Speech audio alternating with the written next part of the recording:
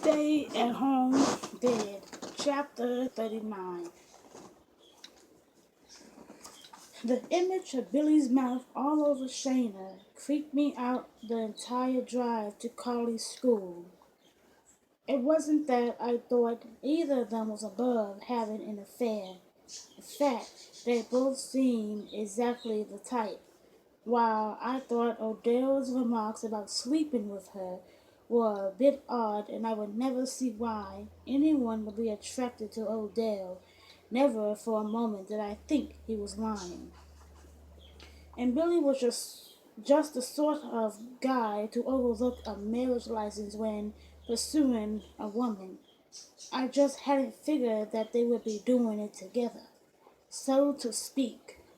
As I unbelted Carly and helped her jump out of the van, I tried to expunge the image from my head. Carly skipped all the way to the front door of her classroom. I hoped she would feel the same way about school when she was 16, but knew that was wishful thinking. Sally Meadows sidled up to me as I signed Carly in. "How are you?" "I'm fine. Are you ready for tonight?" I set the pen down on the clipboard. "As ready as I'm getting, I guess. Those women are frothing, waiting to get at you. Just keep your wits about you and you'll be fine." She swept her eyes over the classroom to make sure no one was in a headlock. "I've been putting the good word out for you. You'll have some support in the room." "Thanks, Sally. I appreciate it. Just try not to get knocked out tonight." She made a beeline for a little boy who was about to snack on some fingerprint. I stepped out of the room and nearly knocked over Detective Willie Bell. He puffed out his chest. "Mr. Winters, detective. Wanted to ask you about the other night. I answered questions from one of your guys at the hospital." He nodded. "Yes, sir. Just wanted to get my own take." I moved over to the window. Carly was jabbering another little girl's ears. "Okay. See anything?" "No. Got hit from behind." "Hear anything?" "Yes. My wife on a cell phone telling me to look out." "Did she saw something?" Carly and the girl she was talking to dissolved into laughter.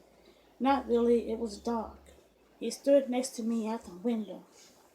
His posture ran rod straight and his eyes solely on me. He was like a dorky robot. "Want to know what I think?" he asked. "Not particularly." "I think you're making it up." I let his words burn slowly through my head. It shouldn't have surprised me or made me angry, but it did both. I turned to him. "You what?" "I think you made it up," he said, smiling like he knew something I didn't. "You're insane," I said. "Stage the whole thing," he said. "You were smart enough to have your wife call, so there'd be a record of the conversation. And then what? I took a bat to my own head? Maybe you didn't even get hit," he suggested, shoving out his bottom lip. "Not hard to fake a concussion." I turned and pointed to the lump on the back of my head. "What do you think that is? A tumor?" I went back around. I knew the lump was clearly visible. For a moment, his resolve wavered. Not for long. "Maybe your wife hit you. If she made the call, she was already in on it." Carly and the other girl were now chasing each other, their hands covered in paint. Sally was attempting to call him.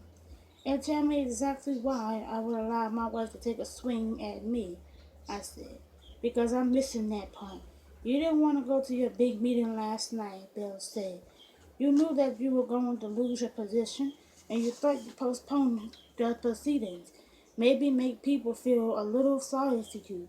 He folded his arms across his chest. "You can run, Winters, but you can't hide." "That makes no sense," I said.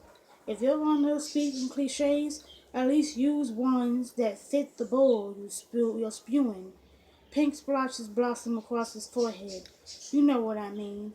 The door to the classroom swung open, and Carly and the other girl charged out, screaming with glee, their painted hands up in the air. Sally spilled out into the hallway behind them. Girls! Daddy, Carly said, making a beeline right for me, her palms up. Her pal followed right on her footsteps. I stepped to the side and caught Carly around the waist before she could plant her hands on me. The other little girl had no one to stop her, as she planted her hands on the first thing she ran into, Detective Willie Bell's pants.